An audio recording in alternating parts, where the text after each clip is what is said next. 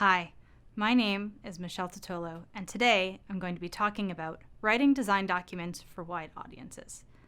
I'm currently a software engineer at Square, and I fully admit that before I joined Square, I had never written or read a design doc before. So today I'm going to share with you the things that I've learned that have helped me get really effective at writing design docs. To begin, I'm going to do an introduction to design docs. So if you've never heard of design docs, or you've heard of them and haven't used them before, this is going to be a great introduction to using them. Also, if you've used design docs, but maybe it was a while ago, or maybe you're looking for some extra information about them, we'll cover that too. So, what is a design doc? And when I say design doc, I mean an engineering design document.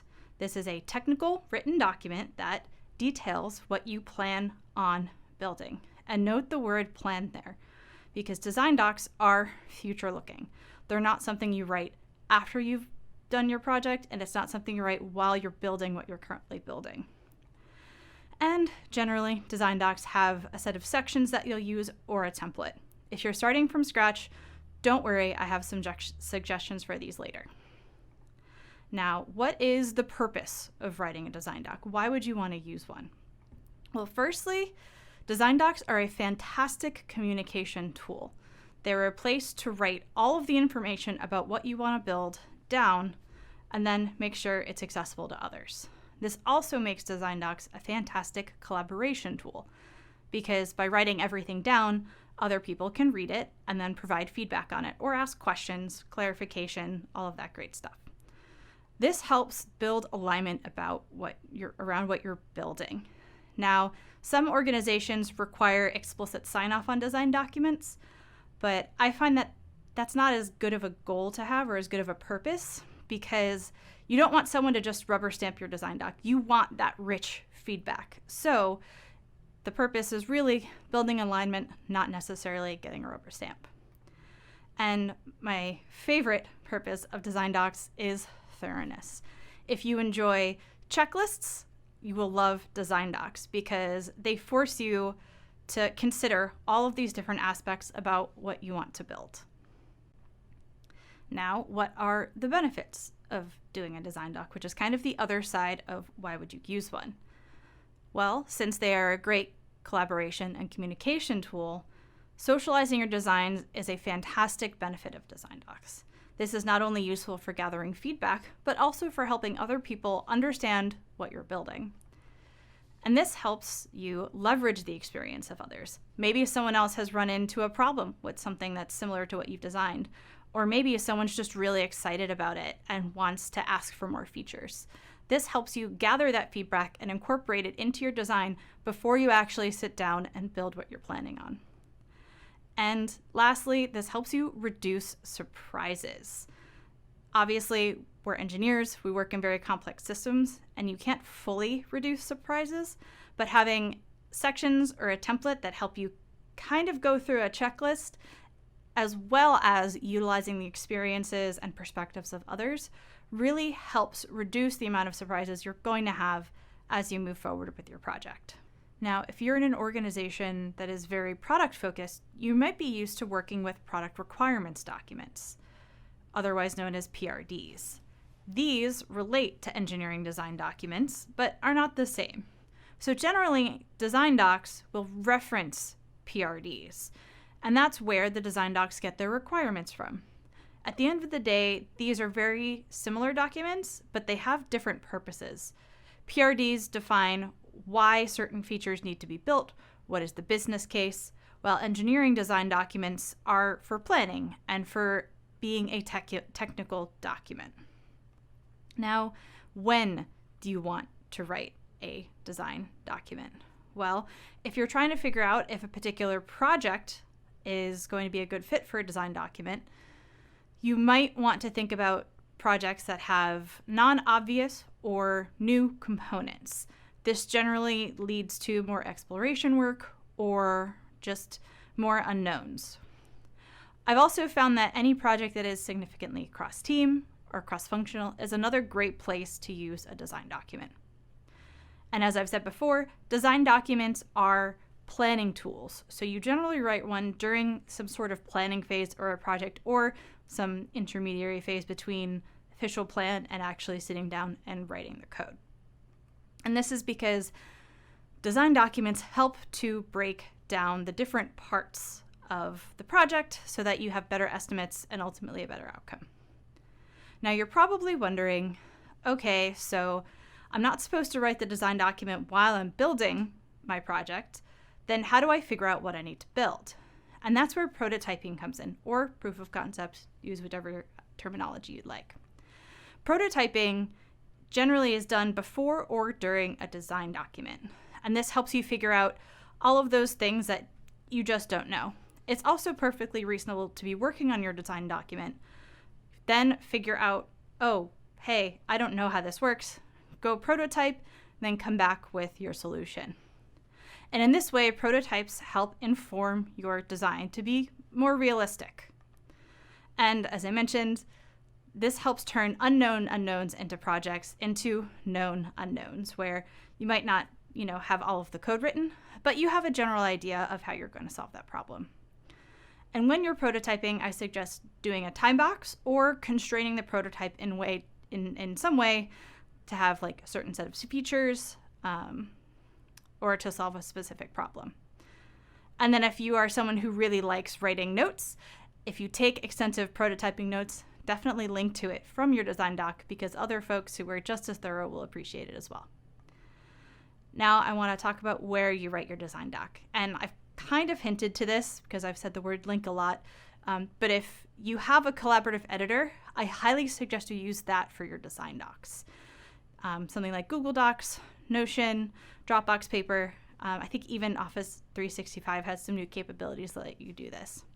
And the reason you want to do this is because you want people to have a single source of truth for your document. You can absolutely write something locally on your machine, share it out over file share or email, but then you will start juggling multiple versions of the file, and then keeping track with all of the comments and all the different copies of the file, and it just becomes a little rough.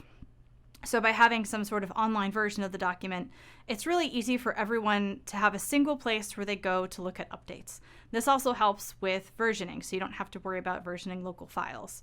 You can just use whatever's the latest version on the internet. And this also means it is a single place for discussion, because it is a single place where the document lives. So if you have a meeting or a call or even, a Slack message about your document, you can add a comment back into your document saying, hey, we discussed this offline, here's some more information, or hey, we have this question that we now need to go through and figure out. Now that we've gone through an introduction to design docs, I want to talk about how you actually write one. First, figure out who your audience is. This is incredibly important to do early because it will inform what goes into your design doc later. I generally think that audiences fall into one of three categories. The first is a vertical audience. This you might think of as your reporting or management chain, where there's going to be a lot of people who are not necessarily other engineers or other individual contributors at the company reading your document. The next audience is the opposite of vertical, which is horizontal. So those are the other individual contributors at your company, including engineers. Now I find that regardless of what you're doing, you almost always have some aspect of a horizontal audience for your design doc, because at the end of the day, usually at least your team is interested in what you're building. Which leads me to the last audience type, which is both. And I find the larger the project you're working on, the more likely you're going to have some significant aspect of both horizontal and vertical. And of course, there are degrees, and it depends on your company or organization size. So while some projects you might only have your maybe second level manager as part of your audience, but at the same time, your horizontal part of your audience could be huge and maybe impacting the entire company. Now, if you don't know who your audience is, I've put together a few questions to help you research and think about who your audience might be. The first is asking, who will this impact? Once this thing is built and released and in production, who's going to be impacted by it? Who is going to integrate with this? This is extremely important, especially if you're dealing with an interaction between an API and a front end, or an API and a mobile application, basically any place where two different pieces of technology meet. It's a great way to find an audience. Next is who will ultimately use this. Now, at the end of the day, you might be designing a front-end component used by customers, but that might be important in highlighting that maybe customer support needs to be involved because you need to have a new knowledge base article on how to use this feature, or their internal protocols need to be updated to include this as well. And then, do you have any other stakeholders that you work with on a regular basis, or who you know care about this feature? This can include things like security, compliance, as I said, customer support, or even maybe finance. Now we're going to talk about the sections. Every section in your design doc matters, so you want to be purposeful about what you include. Generally, people also read these documents from top to bottom. So if you have details that you want to expand on later, move them earlier in the document. This also helps you figure out if someone's going to be linking around your document, they might link to a specific heading, in which case, if there's any background information that they feel like they need, they'll look up instead of down. So when defining your sections, there are a lot of options, and I worked really hard to find the smallest possible list that I would expect from a design doc. The first is the reviewers section. So these are people you want to get really good, solid feedback from. Some organizations might require formal sign-off as well. Next is the audience that we just discussed. And you do want to actually include this in your design document. So if, say, your document is geared towards mobile engineers, if someone reading it isn't a mobile engineer, they'll know that the document isn't for them, so they might have extra questions and might not understand it. Next is the background section, the goals and non-goals section, and the architecture and design section. These three sections require a lot more explanation, so I'm going to cover them in more detail. Before I do, I want to mention PRDs again, because if you don't have one, you want to make sure to write the requirements that you're working from in a section and also circulate that early on in the process. This is because you don't want to be getting alignment on the requirements for what you're building at the same time as you're getting alignment on how to meet those requirements.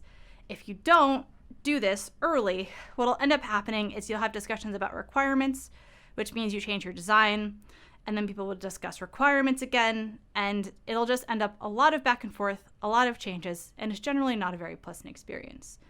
So start off with your requirements if you don't have them. Now, let's talk about the background section. The wider or larger your audience, the more important this section is. If the audience is mostly teams who already have context, you can make this a little bit shorter. But it should still cover enough information so that anyone in your audience should be able to get up to speed. This is also a great place to talk about any additional context that might not be obvious. You also want to talk about any constraints or challenges that might be imposed upon your design or any of the choices that you've made. Next is goals and non-goals. Now, when I listed sections earlier, this probably got the most head scratches because it's not obvious. But I'd say this is the second most important section after the actual architecture section.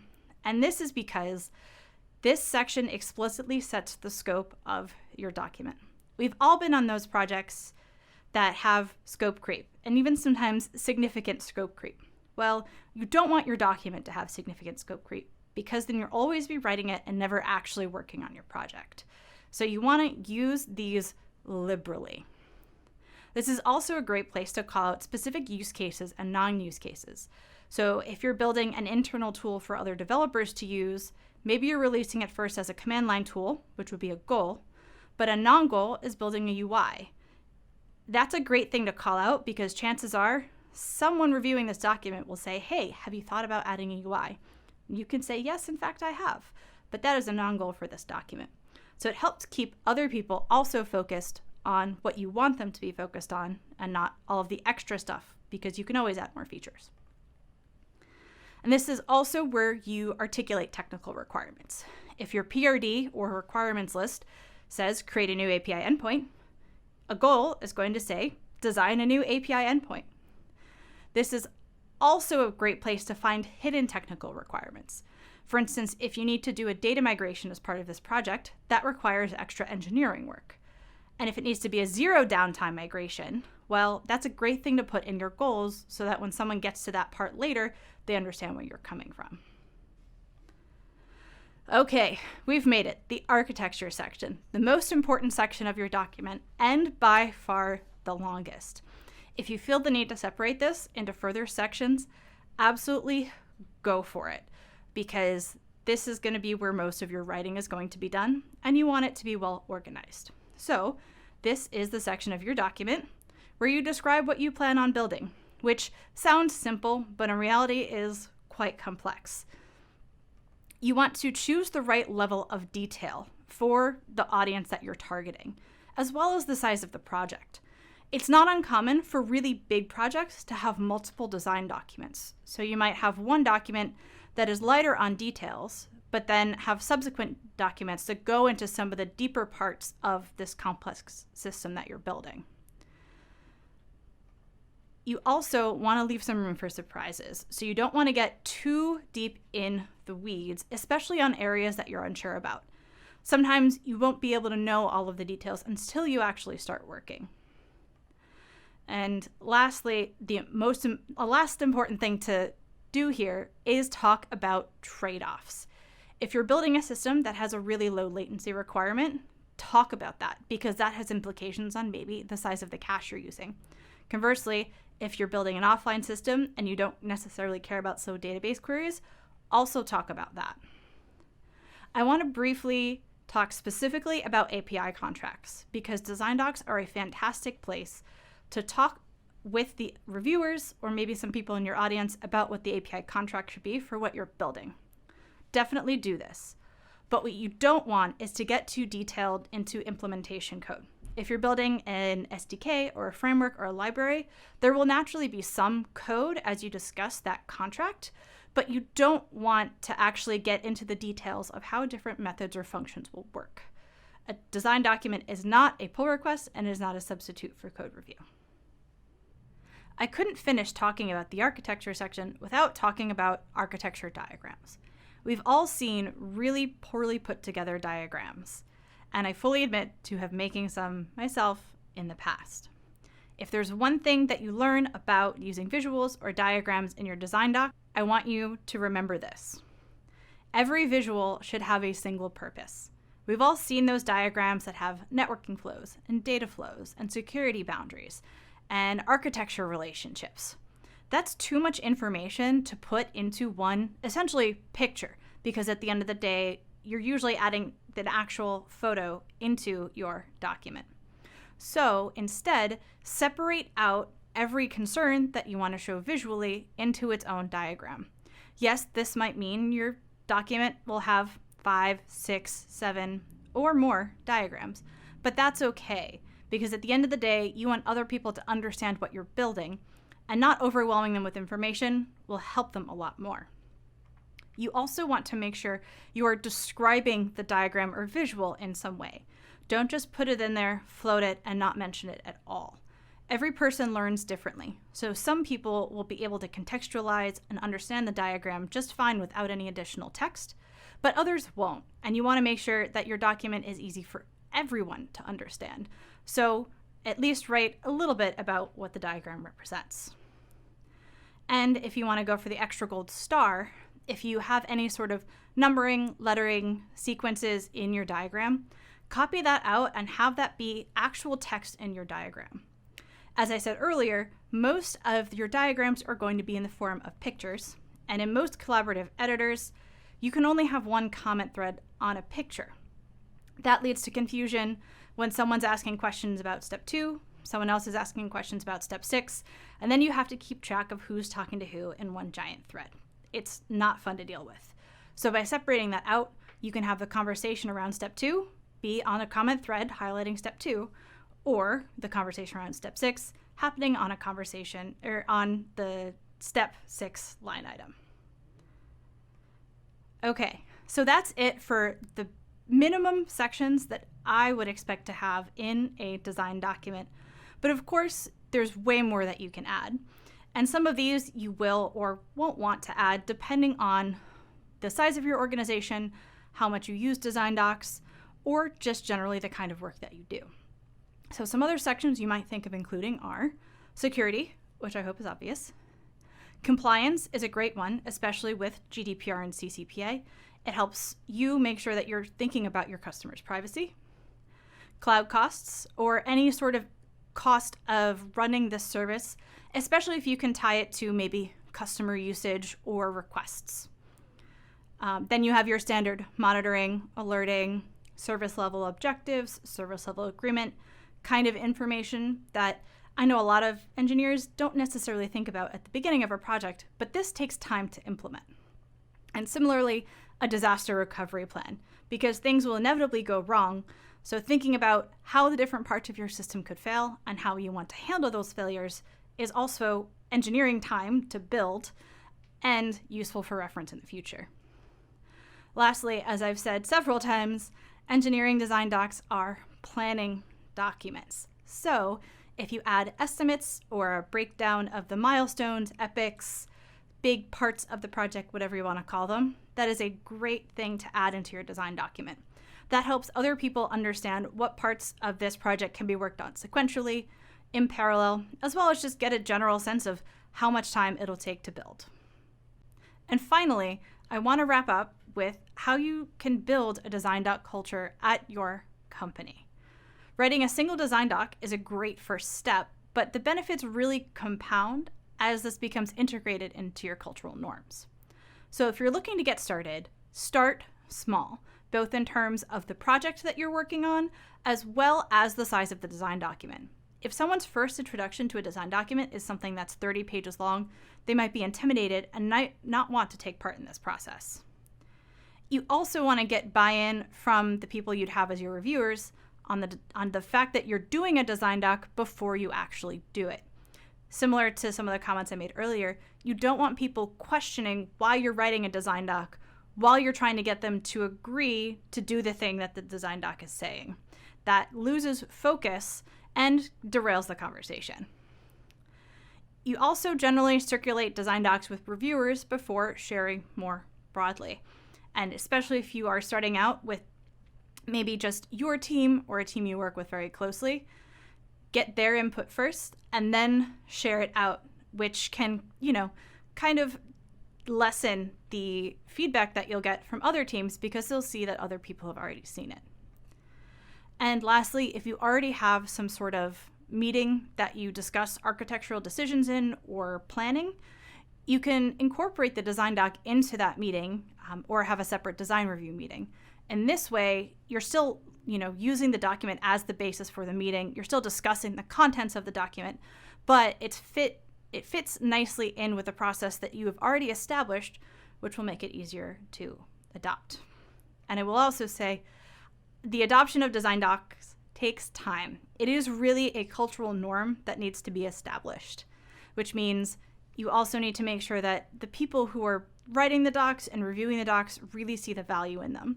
So be patient and keep at it. Okay, I've spent a lot of time talking about design docs without addressing necessarily the elephant in the room, which is the fact that design docs are written.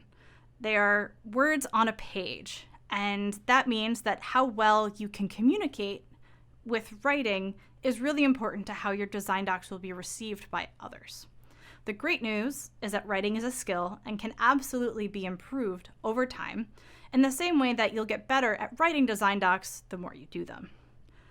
So I'm going to share a couple things that I've learned that have helped me be a more effective writer specifically for design docs. First, I'm going to share some resources for improving your writing. If you don't have a lot of history writing long documents, these might be new to you. And obviously, all online resources for improving your writing are not created equally. The first I want to talk about is a little book called The Elements of Style by Strunk and White. This, if you look up the copyright date, it's a bit of an old book, but it is a fantastic reference for a lot of common mistakes and pitfalls you'll make in your writing. It's only a couple dollars, so I suggest having a copy of it around and flipping through it every once in a while. The other resource I'm going to mention is the Google Developers Technical Writing Courses. These are fully free, fully available online for you to go through at your own pace, and they cover a lot of the basics of really good They cover a lot of the fundamentals of writing in a way that is contextualized for technical writers. So a lot of their examples will have concepts that you're familiar with, like databases. And I found that this is a really great resource for someone who maybe not has done a lot of technical writing in the past to learn what it's really like. As I've been talking about writing down what you plan on building and circulating it, some of you probably started getting concerned about bike shedding happening or your design doc being derailed by conversations that you would rather not have as part of the design doc. Now, I will say that controversial topics and sensitive topics can't always be avoided in design docs. So I'm going to share a few things I've learned when dealing with them so that hopefully you can avoid this or lessen the impact that these have on your design docs. So, firstly, a design doc is not a manifesto. It's not a place to wax philosophically. It is not a place to write down judgments about what people have done in the past or what other people are doing currently. This is very alienating, and of course, you're going to get some really strong and possibly negative comments about doing so. You also want to liberally use non-goals in your document to set boundaries. I find that most people are fairly respectful when you respond to one of their comments with, "That's not in scope for this document," rather than, having to go off and talk for a really long time about something that maybe isn't relevant to your design document. So don't be afraid to add more non-goals as you're writing your design doc or as people are reviewing your design doc and leaving feedback. And the most important tip is grounding any concerns you have with facts. For this, I'm going to go into an example. So this is RailsConf. So some of you may have dealt with Rails monoliths in the past, and you may know that in general, the topic of monoliths tends to be pretty sensitive for some people. So if in your design doc you write, "The monolith does not scale," that might rub some people the wrong way. Now, it's not necessary that you avoid this topic altogether, but you want to address it in a constructive manner. So instead of saying "the monolith does not scale," instead you could write something like, "In order to serve X requests per second, the monolith needs to scale to Y nodes." This will likely cause issues with the database, which is limited to Z concurrent connections. The underlying sentiment with these two sentences and the previous one are exactly the same. The monolith has scaling problems. But by being more detailed and a little bit more verbose, this example instead talks about the concrete implications of the monolith scaling, which leads to more constructive conversations. And you're also not pointing judgment. It's just a fact that the database has a maximum number of connections. All of this to say is you want to write your design doc with the intention of building alignment. If you're being very judgy or very negative, people won't respond to that well.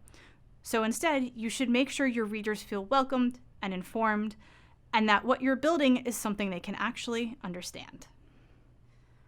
The last bit I'm going to talk about are some of the gotchas I've encountered as I've learned to write and use design docs.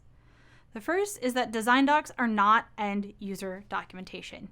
Yes, they're a great place to collaborate on how this system's going to work, what are the different features that it's going to have, but the design document is a forward-looking document talking about what you plan on building. End user documentation is how to use the system. So often design documents go into far too much detail for end users to really care about.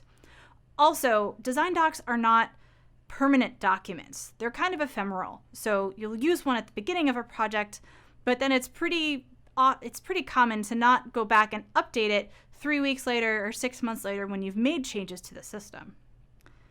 Design docs also take time to write. So hopefully your organization values this kind of planning. Now, I would argue that being more thorough in your upfront designs helps you reduce scope creep and reduce surprises as you continue throughout the project. But at the end of the day, some people might not be convinced, so I suggest starting even smaller, maybe even with just a 1 or 2 page document to kick off the conversations. You'll also occasionally run into people who say, I don't have time for this. And to be honest, sometimes they're right. If something is actively falling over, stopping what you're working on to plan a really large project might not be the right time. So give those people some time and then maybe talk about design docs a little bit later. Conversely, people might say this when they think they really have to move fast, when in reality, they don't, or they maybe don't understand the value that design docs provide. In that latter case, work with your team or your organization on cultural norms, and then maybe have some conversations with that person to really understand why they object to design docs. And that's it. I'm going to leave you with just a few closing thoughts. The first is that I hope you realize by now that effective design docs constantly work towards their goal. The document builds upon itself, and you can take steps to make sure that the reviewers and the audience of your document are really focused on the details of your document and not anything else that's going on. I also hope you understand that writing design docs is a skill and it can improve just like writing is a skill that can improve, and that over time you will absolutely get better. I can look back on some of the design docs I wrote very early when at my time at Square, and oh my gosh, have I come a long way. And lastly, I haven't touched on this a lot, but I really think design docs are a great way to increase your impact, your reputation, and your visibility. By having other people understand what you're working on, they can say, oh, hey, you wrote that awesome design doc, or maybe tell one of their coworkers about it. It's also a great way to show off your expertise, which in turn let you work on a bigger project, which in turn increases your impact. These are a phenomenal tool, and I hope I've showed you just how great they are today. Thank you.